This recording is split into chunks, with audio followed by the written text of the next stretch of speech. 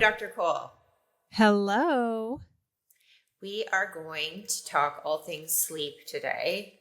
Such a huge, important topic that I think is starting to get its day in terms of, us prioritizing it for our health. But you tell me let's start at the very beginning. Let's educate women in terms of what does good sleep look like? Oh, I love this question because I think there's so much stigma around good sleep and almost like pressure in social media. You're not getting good sleep. And it almost makes sleep more elusive to people because then they're stressed that somehow they're not sleeping properly. The bottom line is that from the sleep the sleep medicine perspective, we look at sleep kind of threefold. We look at, hey, are you being consistent with your sleep? Are you getting sufficient duration? And is your sleep of good quality? Now, the quality can be somewhat subjective. Like, do you perceive that you slept well? But there can be some other realities to that. I accidentally, maybe a Freudian slip, alluded to the fact that, women often as we age can be at higher risk for having sleep apnea. So sometimes they wake up because of their breathing. They may kick their legs. So restless legs becomes something that we see a lot in women as we age. And then there's obvious hormonal fluctuations that kind of lead to insomnia. And those all might impact sleep quality. A lot of people here, because, we have the attention span of like goldfish some days. I'm not getting my 8 hours. That's bad. Like, what am I going to do? And it doesn't happen all the time, but I have seen, especially when social media was really starting to emphasize sleep and sleep health, particularly peri-pandemic. The bottom line is that when you hear about 8 hours of sleep may not necessarily be the right thing for everyone, right? You have people who do well with 6 hours of sleep and other people who may need 9 or 10 hours of sleep. Typically, the shorter sleepers that really feel pretty refreshed, they may have a genetic predisposition to just needing less sleep, meaning they're just built differently than the rest of us. But if you look at the sort of bell-shaped curve where the majority of people sit, it's probably in that 7 to 9 hour range. So finding what works for you and just kind of, and that can change over time too. You might need a little bit less or a little bit more as we just go through life, but kind of just prioritizing, maximizing the amount that you can get. And if you do better on 7 and you're consistently getting 6.5 hours or 6, you're shortchanging yourself. And why bother? Because, we know that if you can optimize your sleep duration for you as an individual and you focus on your sleep quality, this is really foundational to our health. When you think about it, it's like the foundation upon which all the other hard work that we do, the stress reduction techniques we talk about, the diet, the exercise, all of that feeds back into needing a foundation of sleep, which is free and something that we should have a right to. Every single person should have a right to, regardless of whether they're perimenopausal women, men, kids. All of us deserve to be able to make sleep a priority, I think. I think that's beautiful. And thank you so much, because I do feel like there was a shift. There's always been this, you need 8 hours sleep, but a little bit subjective. And then there was a space where it's like, no, it's like 7 to 9 hours that you need. Everybody needs it. And so really bringing it back to the reality of that bell curve where, knowing yourself as an individual and spending time to understand yourself. We base all of these things on averages and distributions. And so that doesn't mean that, it applies to you. I've always been so jealous of Martha Stewart, hearing, that she gets up at 5 a.m. and gets so much stuff done. And I'm like, oh, I need more sleep. But that's, I think, really freeing for people, because I think they have in their heads like, oh, I need this 8 hours of sleep. And so I think that's important. Know yourself and know what you need. I think it's funny that you brought up Martha Stewart, and she's part of that 5 a.m. crew, right? I, believe me, fangirl on people who can have that discipline. They're up, they're bright-eyed, bushy-tailed. But the reality is that we're all built differently, and we all have potentially unique sort of circadian rhythms. So some people have a little bit longer circadian rhythm. Some people have a little bit shorter, meaning you have your morning people, their rhythm tends to be a little bit shorter. And then you have your people that are more evening people. And the reality is that that's sort of innately how you're built. We have a kind of way that we like to do things. Yeah. So if you are somebody who can be bright-eyed, bushy-tailed and feel good and get sufficient sleep and not shortchange your sleep to be up at 5 a.m., kudos to you. Yeah. But it doesn't mean that you can't be productive and successful and maximize your potential, or that you need to feel bad because you don't fit into that 5 a.m. camp. You know, there are people that maybe they start their day a little bit later and that just works for them. I used to do the 5 a.m. thing. Yeah. I was very religious about it. I gotta be honest with you though. It was because I shortchanged my sleep. Yeah. You know, and I had to, because I had to work and I knew I wasn't going to get a workout in. And it was one of those things that I just chose to compromise on. And in a way, it wasn't the only factor, but it definitely contributed to me deciding, hey, I needed to kind of pivot because I just can't do the schedule in a way that is going to allow me to kind of maximize my service to others. I just was not feeling it anymore. And now I still get up early. I have 2 little kids and I have a dog. So my wake up time starts around 6. And you know what? I'm not going to feel bad about that. That's what makes my body feels best around that. And I can get a good 7.5 on most nights sleep. That's with a lot of hard work and a lot of cognitive behavioral therapy that I did for myself. Yeah. Routine. But it was just a shift that I chose to make. And it was hard, but now I fit my workouts in at different times. I may not do it in the morning, for example, but I'm always prepared to go for that walk or get that lift in. Yeah, I think we're similar in that vein. I think a lot of women, particularly, you know, those that are juggling a lot of things, and there's a discourse of this 5 a.m. And I even bought the 5 a.m. club book by Sharma, and like so much guilt and shame, and like, okay, if everybody else can do this to be successful, I need to get up at 5 a.m. And to your point, like the exhaustion of shortchanging, because something has to give. And so, you know, it took a long time to step into the acceptance of I'm just different and I can be successful in other ways. But there really is this notion of success equals getting up at 5 a.m. and going. And I think that if it doesn't fit you, accepting that's okay. That's okay. You can find other ways. And I love what you're bringing up here, because it's like a total, I know it's not directly related to sleep, but I do think it's indirectly related to sleep, which is this concept of women being conditioned to feel that somehow they're not performing a task, or, you know, not, you know, managing the household, managing a full-time job,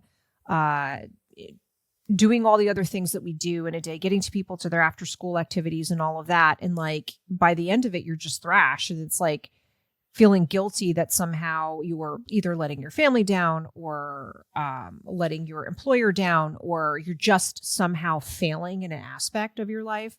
I feel like, especially if you are a real kind of type A go-getter professional woman, such as we are, it's so easy to be like, I should do this and I should do that. And that's all like societal crap that's jammed into our head. Mm-hmm. Like half the stuff you wouldn't even, if you looked at a man, you wouldn't expect him to be like, oh, how's your work-life balance? You like, who says that? You know, do you expect the dude to be doing the groceries and doing the laundry and keeping the household together? Now, I have a great husband and he does the groceries because he knows how much I hate going shopping. So we split up the tasks a little bit, which makes it good. But some people don't have that partner that can be that supportive for them. And they really have this like huge monumental, feels like a mountain they've got to move every day. Yeah. And it's, I think, talking about that and saying, listen, we need to hit a pause button on how we feel about it and get better at, you know, creating boundaries in a way that can really lead to fulfillment for ladies. And I think that translates to sleep, because I think when we feel overwhelmed every day, it's hard to just shut that off and then be like, okay, now it's time to rest. Well, my mind's going 1,000 miles an hour. I've had no time for myself. Yeah. How do I unwind? I mean, I really, yes, there are hormonal changes, and we're going to get into sort of the science behind it. But at the end of the day, there is a strong psychological component, I think, that is particularly prominent in women. And it doesn't get any easier as we get older because, yeah, you have your hormonal changes, but you also just have massive responsibility that seems to grow often as we get older, be it for our career aspirations or our family, taking care of folks that in our lives that get older, even if our kids grow up. My dad, his last year of life lived in our house, and it was wonderful to have him close, but it had its challenges because he was sick. Yeah. Well, and I think for some reason, sleep seems to be the thing that's negotiable for us, where it's like, oh, I can get this done and this done. I'll just sleep less. I'll be okay.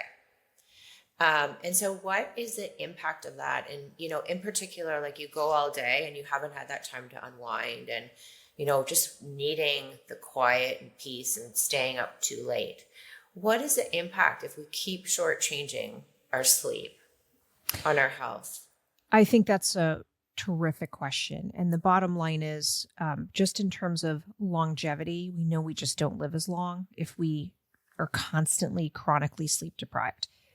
Because that's what it amounts to. At the end of the day, the difference for some people who want to sleep and can't is the insomnia piece. But chronic sleep deprivation is a little different because there can be a component of our self-sabotage, if you will, like we're contributing to that, right? Yeah.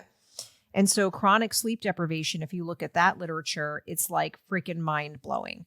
For example, shift workers have chronic sleep deprivation. It is actually felt that shift work might increase the risk for cancers, different types of cancers. Why is that? Yeah, you're working off your circadian rhythm, so you're kind of keeping yourself out of whack, but you're also chronically sleep deprived. Mm-hmm. So, our immune system doesn't function as well when we're chronically sleep deprived. And our immune system helps to clear out, it helps to treat infection, but also helps to clear out some of precancerous and cancerous cells that may be floating around our body. At least that's the working theory nowadays. If you look at any organ system, increased risk of cardiovascular disease, increased risk of stroke. Our mental health suffers tremendously. We are to this day having this conversation because my mental health suffered to the extent of which chronic sleep deprivation was no longer something I could manage. And this is a person, my entire adult life since wanting to go to medical schools was all about chronic sleep deprivation. Oh, wow. Stay up later, study, get that extra question right so you can move to the next tier and grow professionally. It really impacts every single, our appetite, our metabolism. Yeah. So, our hunger hormones get out of whack, our cortisol levels spike, all of that negatively impacts us. Yeah. And I don't know if it's menopause, aging, just being more in touch with yourself, but I can clearly now associate, I didn't sleep well, and I have a mantra where if I didn't sleep well, like anything that comes to my mind in terms of thinking like emotional or something like that, I just park it and say, okay, revisit that when you sleep, because I know I'm not emotionally, psychologically in a state that I normally am. And then food choices are horrible. And the motivation to get that exercise in or, get that sleep that let you recover from the exercise, you've almost just wasted the opportunity to make yourself healthier by missing out on that sleep. So much of what you're saying, yes, truer words could not be said. I 100% agree. I mean, it really, and you think about it too. I just think about the fact that now I wake up and I have random aches and pains and my feet are a little bit stiff and I have to kind of mobilize to get out of bed. Whereas 10 years ago, I'd just be jumping out of bed.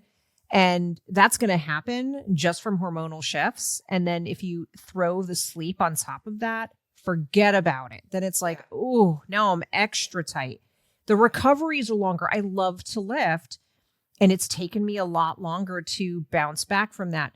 Sleeping more consistently absolutely helps. And when I have a bad night and then, you go to lift the next day, it is definitely not the same thing. And then I love what you mentioned about parking the negative thoughts. Because ladies, if you are listening out there, what you need to know is we have I've heard all sorts of different things quoted. The literature that I could found is maybe roughly 10,000 thoughts, but I think I've heard other people claim it's up to 30,000 thoughts a day. We just have like a wicked number of thoughts. They're really random, some of them. But if you really think about the ones that tend to stick, they tend to be more in the negative category. And the thought behind that is that we hold on to the negative thoughts because it's like we're not running from the saber-toothed tiger anymore. So we have this innate, like, where's the danger, right? We're still ultimately evolved, but we're animals, we're creatures, we behave a certain way. And that behavior is somewhat dictated by, hey, is it dangerous or is it safe? And so we focus on all the negative crap. And then when you're sleep deprived, you have even more negative crap.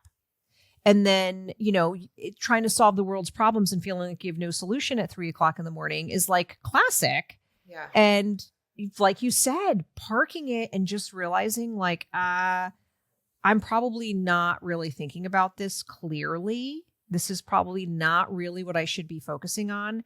And just, I think the other piece is, one of the things that's really helped me is go, okay, I can sense that I'm in a negative thought spiral. Mm-hmm. Mm-hmm. And then not only do I park it, but I also go, I don't really want to be dwelling in this negative energy. Yeah. And if we believe that thoughts are energy, then can we, turn this frown upside down? Can I start to rewire my brain to change the tune, to look at a more positive thing? And one of the single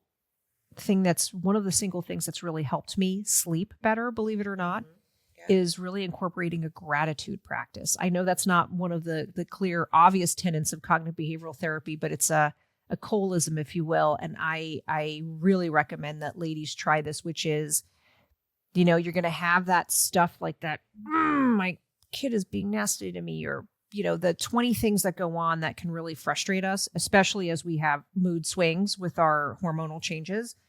But just kind of being like, all right, I think is this like my hormones? Am I really upset about something? If I am, can I just kind of breathe through that? Feel it, allow myself to feel it, even if it's a emotion that I'm judging as not being great. And then how can I kind of rewire what I'm thinking about? And sometimes it's like when you feel like you're in a spiral and things aren't going your way, just being grateful for, hey, I'm pretty darn healthy at my age. I get to do a podcast and have a lovely chat and talk about things I really care about. Like, what a blessing. Like, how do I change that around? And I mean, just having the right kind of milk in the refrigerator for your coffee sometimes can be the simplest thing, like just to be grateful for that. Because, dude, we are so blessed compared to so many other people. And the lack of comparison is how I feel more gratitude, because I don't try to be like, how am I next to Natalie or this person or that person? I'm just like, I'm existing and I'm having a pretty good day today. All right. One foot in front of the other.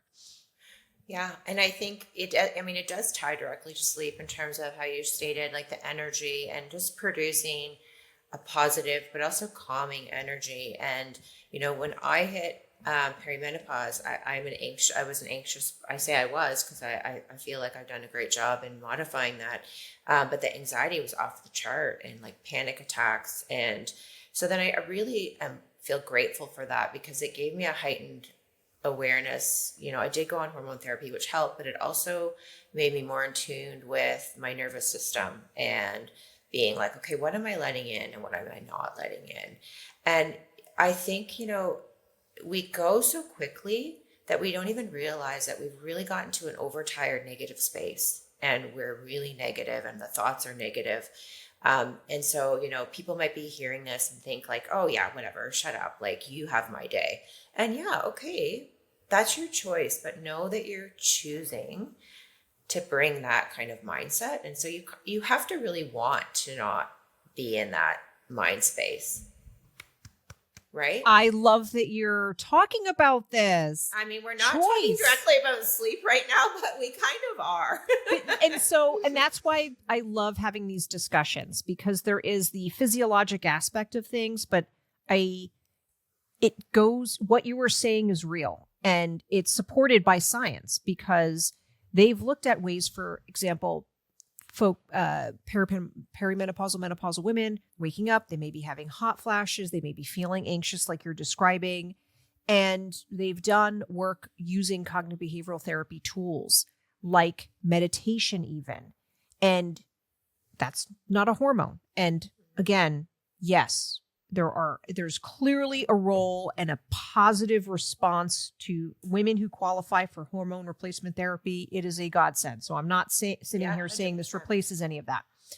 But when you're looking just at what can you do that's homeopathic, that is not pharmacotherapy, that's not a prescription drug, and I'm not talking about hormones, but just a drug in general to help you with various things.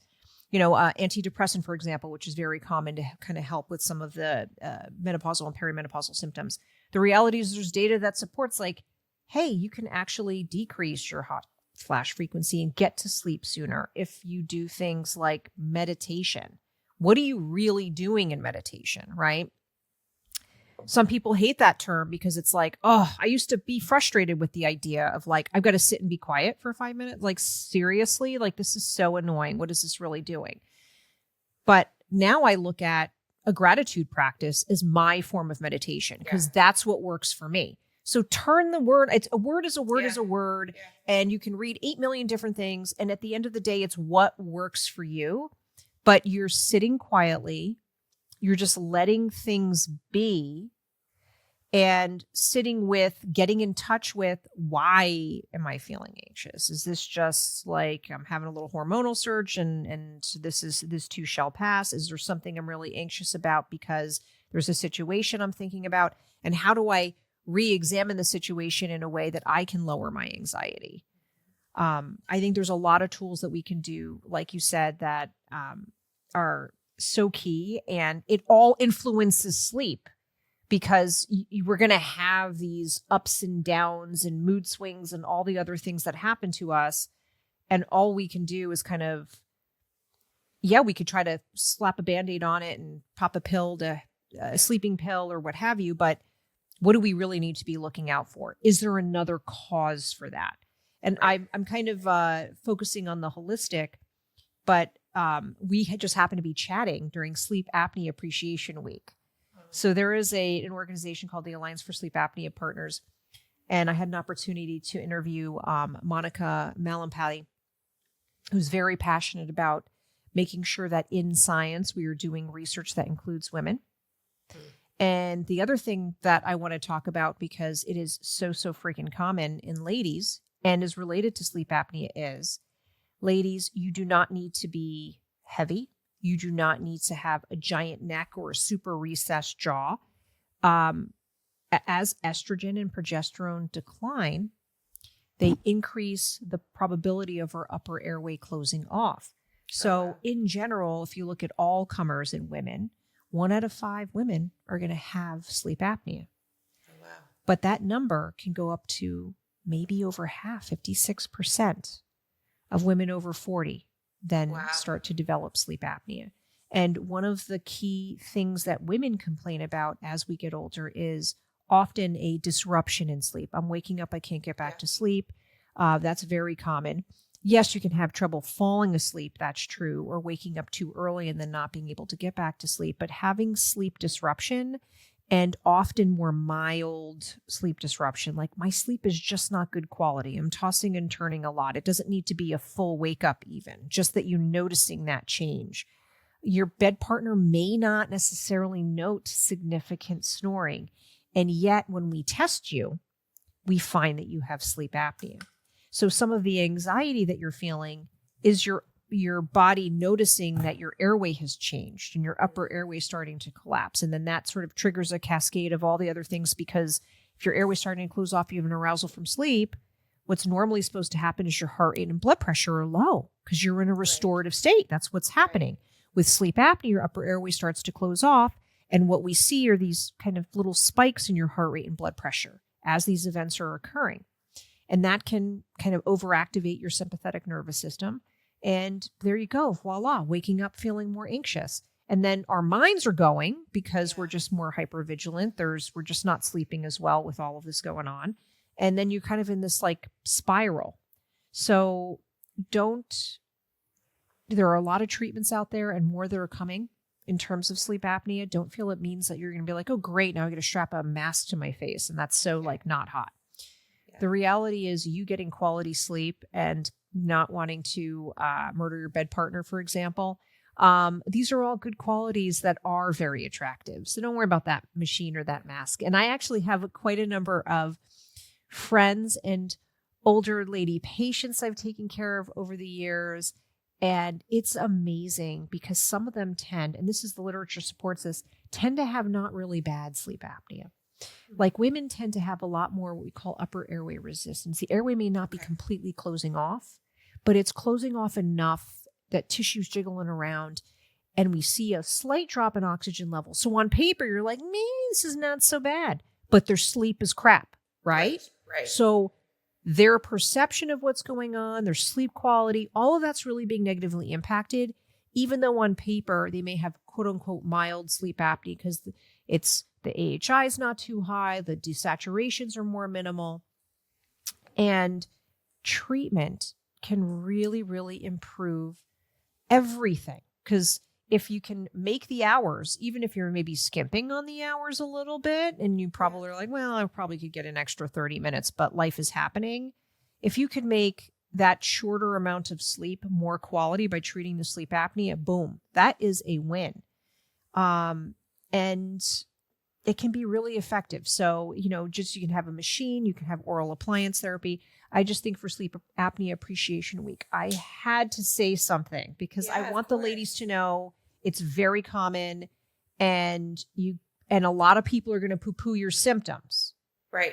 They're going to say, well, it's just, this is you getting older and your hormones and blah, blah, blah. And that's how you feel. It's like, what's the harm in actually knowing if there's a sleep disorder that's worthy of being treated? I don't know. Why? And it gets so I get frustrated with, when I hear stories where I'm like, and this has happened. Emma Cooksey's a great example. I did an episode with her where you see that she's been like suffering with sleep apnea symptoms. And it took so many visits and complaints to finally get a diagnosis. And you're just like, ugh.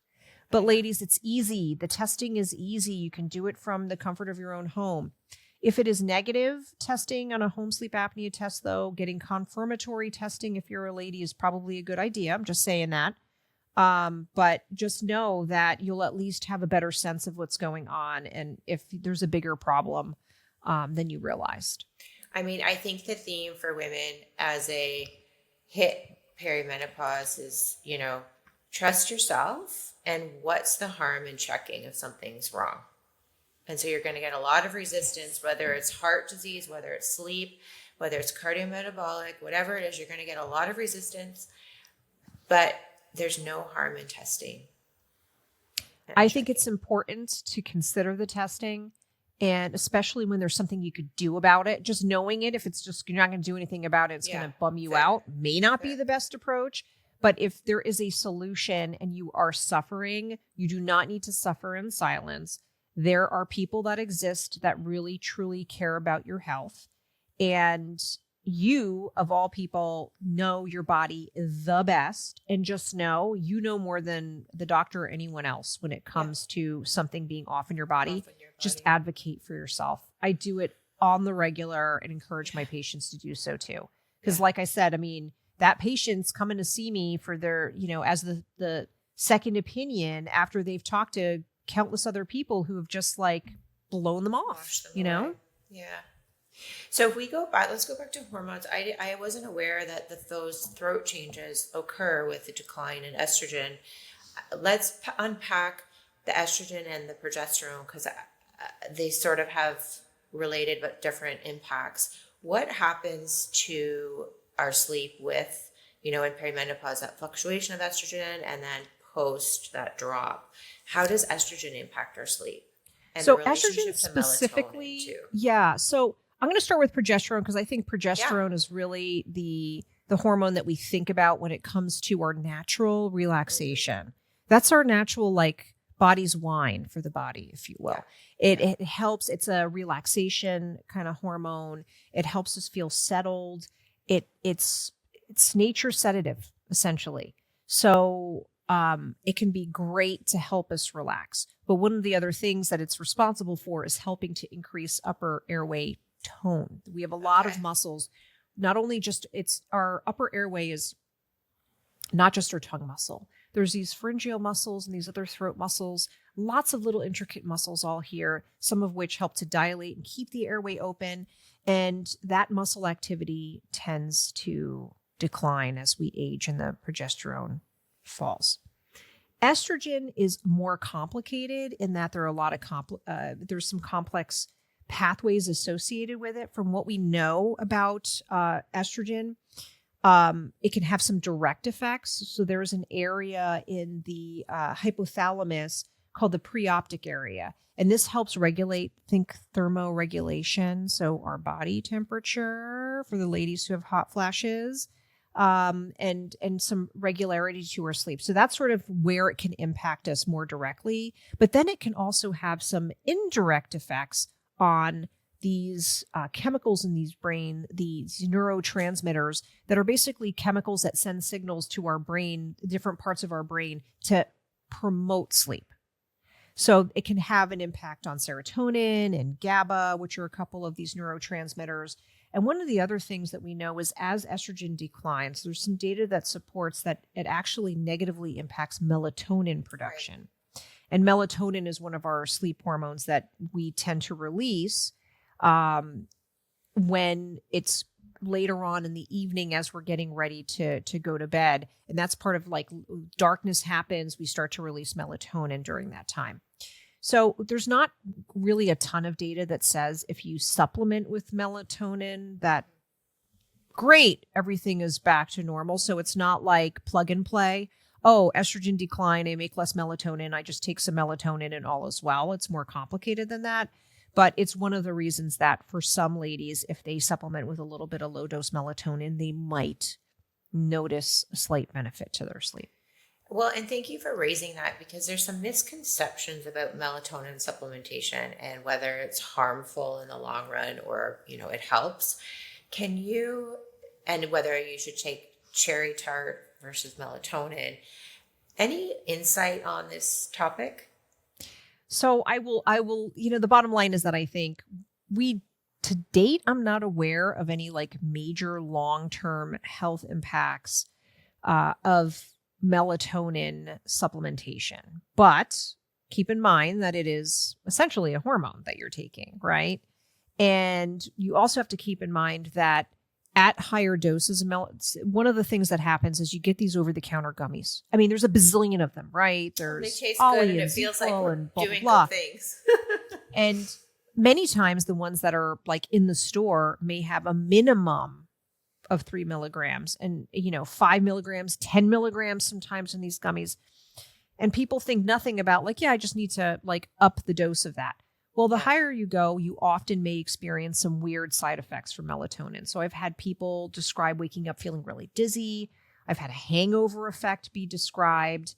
And in general, there's not, for some, depending on where you look, there's some data that may support it, may help you with sleep. But in general, there's not enough data for the American Academy of Sleep Medicine to really say, reviewing the literature out there, we feel strongly that melatonin at this dose does blank to assist with sleep.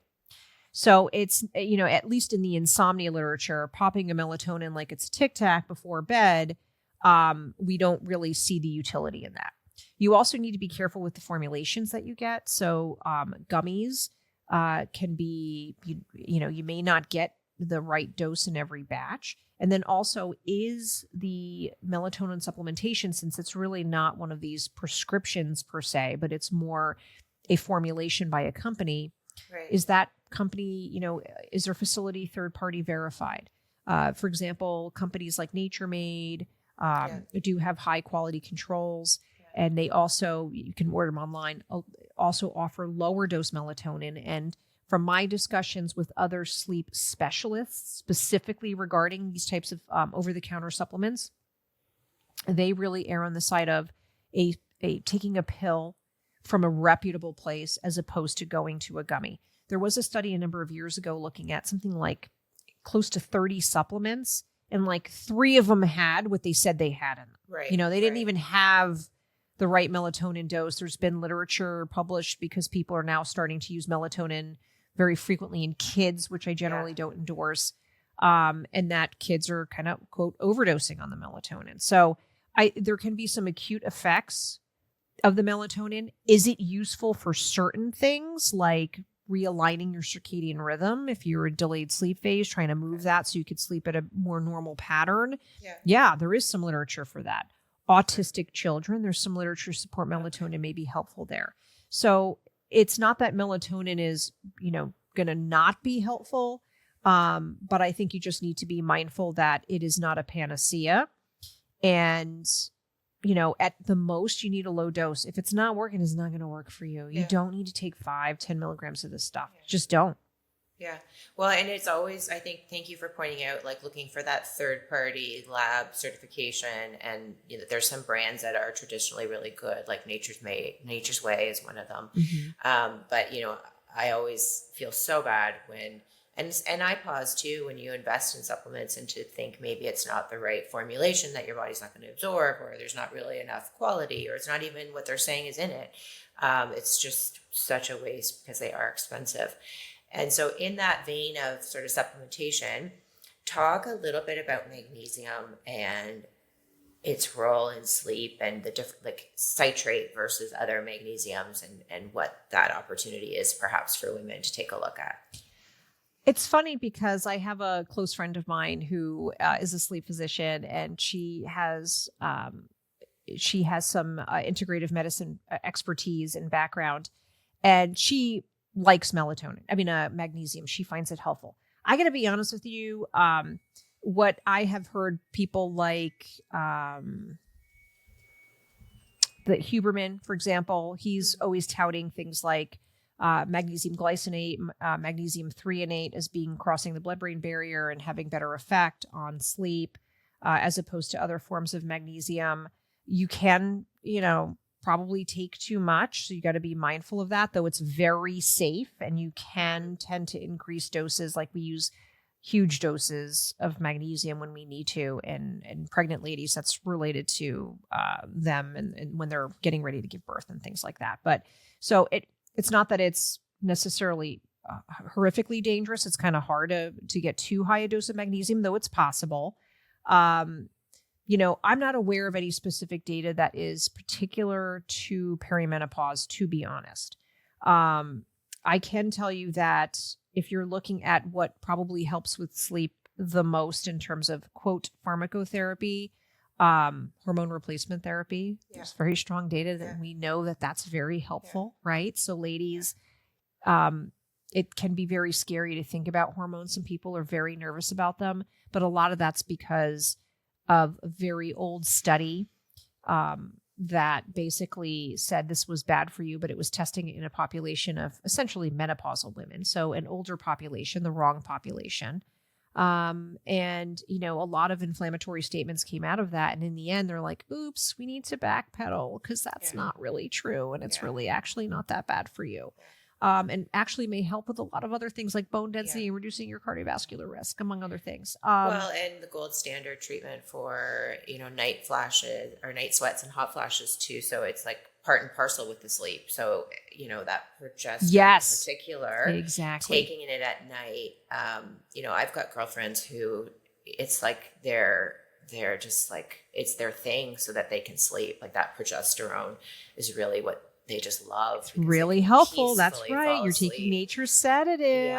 And replenishing it. For those who wake up in the middle of the night with soaking wet bed sheets or hot flashes, that hormone therapy, eliminating that from happening, definitely a more restful sleep. So I think, educating yourself on the real facts of hormone therapy, and it's such a great thing for my sleep. Personally, I'm very passionate about it, but know that, it's a personal decision for people. And some people find benefit from things like valerian root, L-theanine to help them calm. down. Some people believe in ashwagandha. So some of these things actually, I think there's something to it in terms of having a calming effect, not necessarily like, hey, I take this and suddenly I'm going to go to sleep. Right. It's more that it helps to calm the body so that you can kind of de-stress, kind of assisting in that de-stress process so that you can kind of surrender to sleep. Right. And you were referring to tart cherry juice, especially the ladies who like to be really active. It can really help with muscle recovery. Okay. And there's been some data that suggests it's helpful for sleep. So tart cherry juice, I think there is some literature that really backs that up, as well as kiwis, believe it or not. So there's something with fiber. You could think of proteins that, you think of turkey, for example, and getting sleepy after eating that. There's something to that. Milk, warm milk. So, some of these things that you hear about from like being old wives' tales, there's some truth to that they can help you. And all of those, again, are homeopathic. There are medications that are out there. They're along the lines of, sort of melatonin pathway type of medications that are prescription medication. Then you have your standard sedative hypnotics, and then you have your newer ones that are like the dual orexin receptor antagonist type, or the DORA therapies that are out there. To be honest with you, though, I'm really a person who says, why do we need a pill for this? Like, let's really, you didn't come out of the womb needing a pill for sleep. Let's see if we can reverse engineer this and get you sleeping better without having to take a specific prescription medication that could have downstream effects. I will warn the ladies, stay away from the Benadryls, like all the first generation antihistamines, diphenhydramine. There's others that are out there as well that are pretty common as antihistamines. Those do tend to cross the blood-brain barrier. They can help temporarily with sleep. But really what's happening is those histamine receptors are in the sleep-wake areas of the brain. They're also in your memory areas of the brain. So even though they're over the counter, so they seem like, well, it can't be that bad. It's over the counter. Classic would be my mother-in-law. She loves Benadryl. I'm like, no, girlfriend, let's stay away from that. But it's this idea that if you can just have access to it and you don't need a doctor prescription, that somehow it's safer.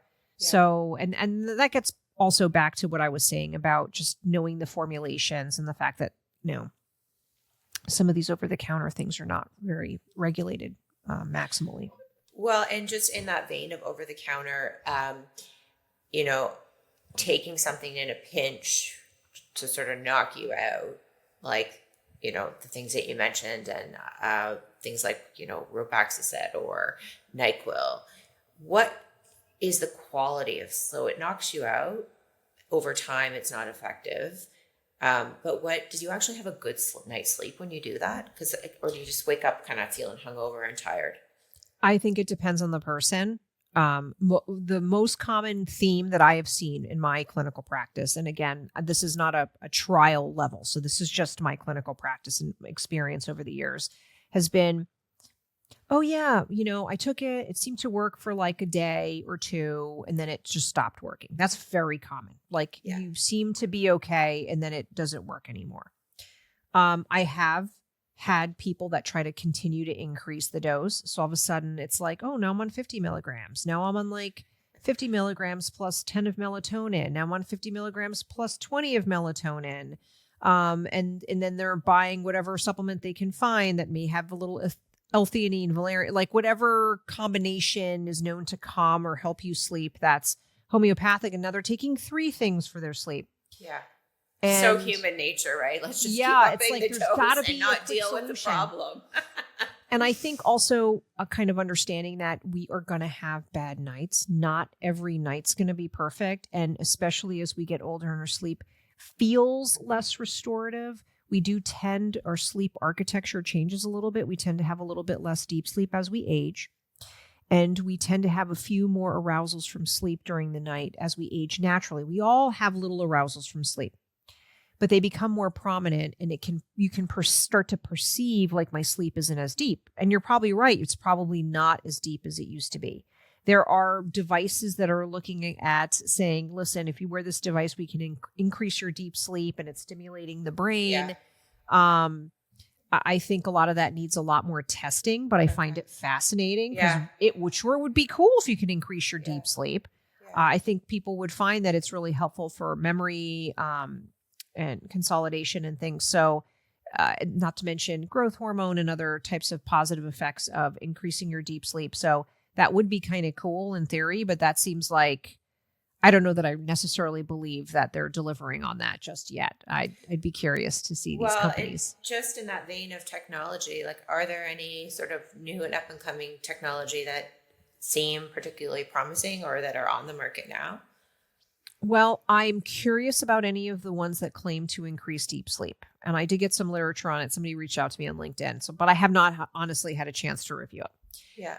One of the devices that I also think is kind of neat, it is a pricey and there is a diagnosis code, but it's not well reimbursed right now, is a company called Neurovalence. And they have something called Modia Sleep, it's basically something that will like kind of go on the back of the ear. And so what you're doing is you're sort of stimulating the vestibular system. Okay. So it mimics kind of feeling like that rocking motion in a boat. If anybody's ever been in a boat or a car, and you wear it for like 30 minutes to help you relax and feel like you're ready to go to sleep. With my chronic insomnia, I have days that are like not as good, and then I have days that are great. So for me right now, I have figured out a way to behaviorally manage myself on most days. And if I have a crappy day, I'm like, I had a crappy day. And I kind of psychologically know it's not the end of the world. It's going to get okay. But they provided me with this device. So I did try it. And I got to tell you, it was like, oh, this is kind of interesting. It really seems to work. So they talk about it working over time, using it every day for about 30 days or so. And that, they have not compared it directly with cognitive behavioral therapy, which is the gold standard for anybody who's really struggling with insomnia. And it still holds even in menopausal or perimenopausal women to do standard cognitive behavioral therapy for insomnia. In other words, the hard work, which is what that is, kind of dealing with some of the root causes of why we struggle with our sleep. But this might be something that's kind of neat and helps with sleep. I've seen some wristbands that are supposed to help keep you calm even during the day that sort of vibrate. Those fascinate me as well, because ultimately, I don't think it's so much not really. I think the struggle with sleep has more to do with where our mental state is than with other aspects of our lives. Well, I do actually, you just reminded me, I do have an Ember Wave watch. And so the purpose of the Ember Wave watch is you can pulsate a hot or pulsate a cold stimulant on your arm that goes up to your nervous system. And it's supposed to help cool or warm your body. And they have done some pilot studies that do show like it does translate to a change in body temperature. And so though, I started to use the Cool when I'm laying in bed at night, just more of a mindfulness and calming. And I found it helped to support me sleeping a little bit. So really, I think you're right. Like, it does cool your body temperature a bit, but more associated with sort of the mindfulness and being more in tune with your body's temperature and calming yourself. So I just think that that's a pretty, I do really think that's an interesting, effective device as well. I wanted to also highlight another thing that we can do to improve our sleep. That is prescription free, if you will, which is what we do during the day. And what I mean by that, ladies, is a lot of us grew up in the Kate Moss era. It was all about like, how much cardio can I get to be as skinny and tiny as humanly possible? That's really not where it's at. And once it's much harder to build muscle. So what we put in our bodies and how we move our bodies during the day can really impact our sleep at night. There's actual data that supports that weight training may help us sleep even better than the cardio aspects. Yes, it's important to make sure that you're keeping up with your cardiovascular fitness. So that's challenging your heart. however you choose to do, high intensity interval stuff, mix that with some low intensity stuff, even just something as simple as walking and getting those steps in. So movement can be huge, but just know that yes, hormone replacement therapy can help, but ultimately our bones become at risk for osteoporosis as we get older. That is a real freaking thing. And it is just based on some of my experience researching it for a different project. What I can tell you is that it is underdiagnosed and undertreated in ladies because, some of us, one fracture will beget another, especially if it's from osteoporosis. So what do we do about it? Well, we got to try to maintain our bone mass. How do we do that? We got to get comfortable with weights. And there's data that says that you will sleep better if you weight train. Okay. So keep that in mind. And how do you build muscle? Yes, you need to move the weights, but you need to have the building blocks to build the muscle. So you need to really adjust your diet, which can impact your sleep. So, think about making sure you're getting enough fiber. That helps with your poops being regular, but also your protein intake. So really what it comes down to is making it fun to eat healthy, and, find creative ways to get the protein amounts that you want. I would aim for at least 100 grams, really. I think, and again, I'm not here to give specific prescriptive information to any one particular person, but, at least 100 grams is where I target every day. If I can beat that, great. Some days are worse and I only get like 80. I'm human too. Some days I just am craving more sweet stuff than I am, the protein stuff, but it's so good for you to really focus on those things because they'll keep your blood sugar pretty stable if you get your protein and your fiber with every meal, which can help in terms of not waking up if you're having swings in your blood pressure or you're thinking about an evening stack. Like, don't just starve yourself and think that that's a solution for you because it gets crazy once, we're starting to gain weight and we start to get more restricted with our eating. Maybe you try to exercise more, but then we're not sleeping as well. It's like this whole vicious cycle. But what we do during the day is still very important and will impact what we do at night.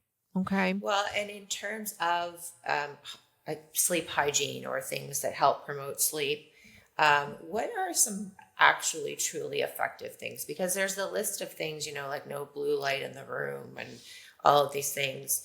How much does that impact you? So, I'm just thinking of myself selfishly and personally, like that's a quiet time that me and my partner, we just climb into bed and we sort of watch something calmly together.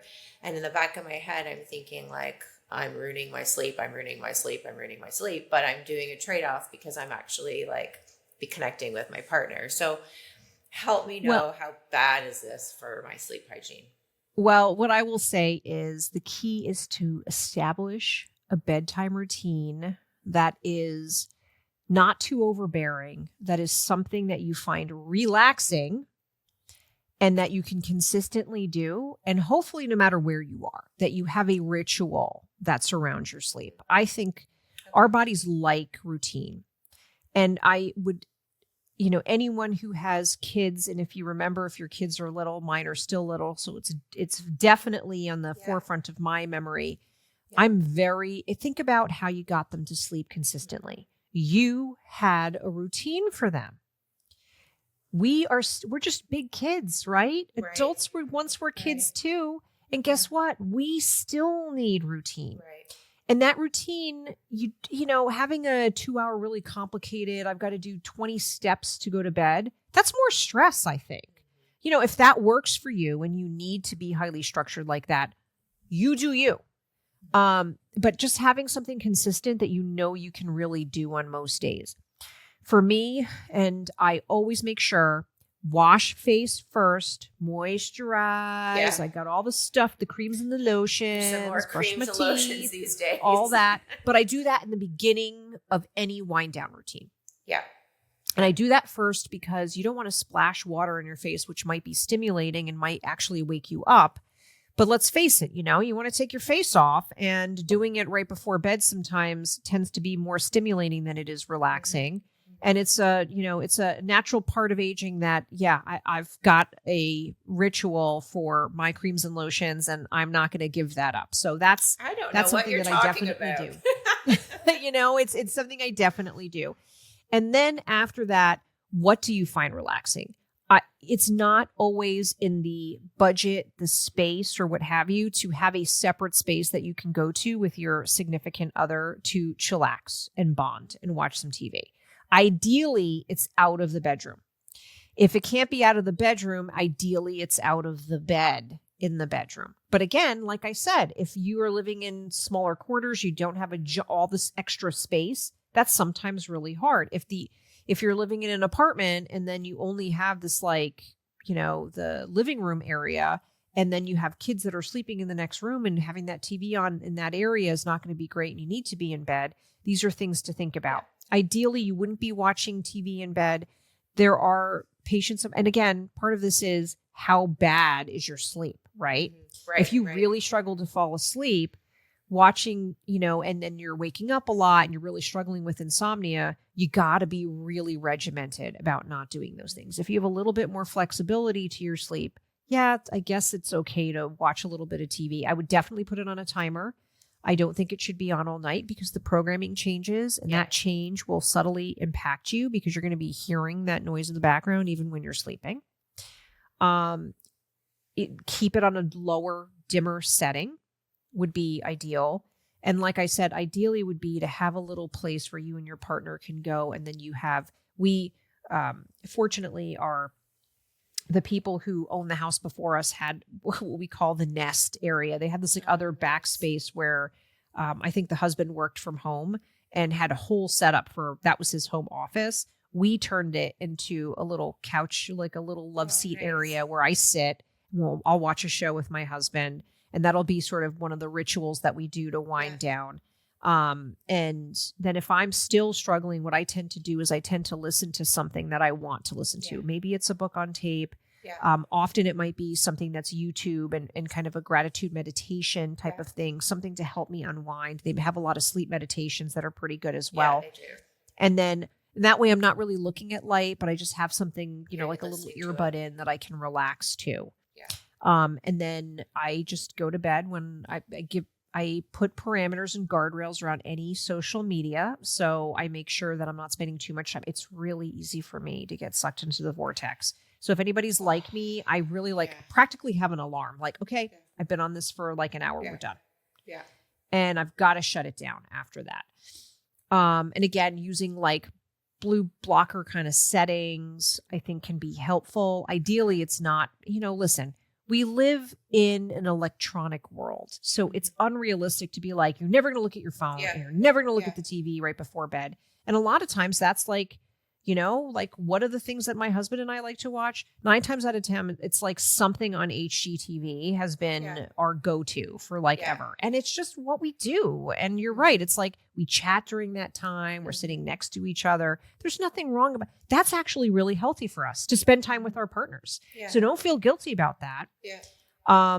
Just note that if you're really struggling and you're watching TV in bed, that's going to be like kind of a bad thing, probably. So I think, again, letting go of this guilt. We have too much guilt as ladies. We're just really guilted for everything, I feel like. I love that, though. Think of it like your child. So you do the bedtime routine with the child. You're still the same person as a child. So you're like a big kid. I'm a big kid. Yeah. And I'm staying a kid. I refuse. I will not. I'm obsessed with Hello Kitty. I admit that. I've got a Hello Kitty tattoo. I actually get 2 Hello Kitty tattoos and a bunch of Hello Kitty stuff that I fight with my girls over sometimes. And when I look back on it and I self-reflect, it's really because that's me holding on to, I think, a part of my childhood, which I think is a good thing to hold on to. Well, and I didn't get to talk to you about so much stuff, but I think, I love to chat about that whole notion of, at the end of the day, we lose sight of that childhood, which is the essence of who we actually really are. And so, getting in touch with who is that person and letting it shine is really just letting yourself grow into who you are as a person. I agree. Mm-hmm. Mm-hmm. Just be silly. No need to be so serious, people. Right? Well, I love chatting with you. I didn't get to a million other things I want to ask you. So hopefully a conversation for another day. But greatly appreciate your time, and the information and insights have been so helpful for women. So thank you. Of course. Thank you for having me. It's been a pleasure, and I hope to chat with you soon again. Yeah, I hope so. We'll make it happen. All right. Sounds Okay. great. Have a great day. All right. Take care. Bye. Bye.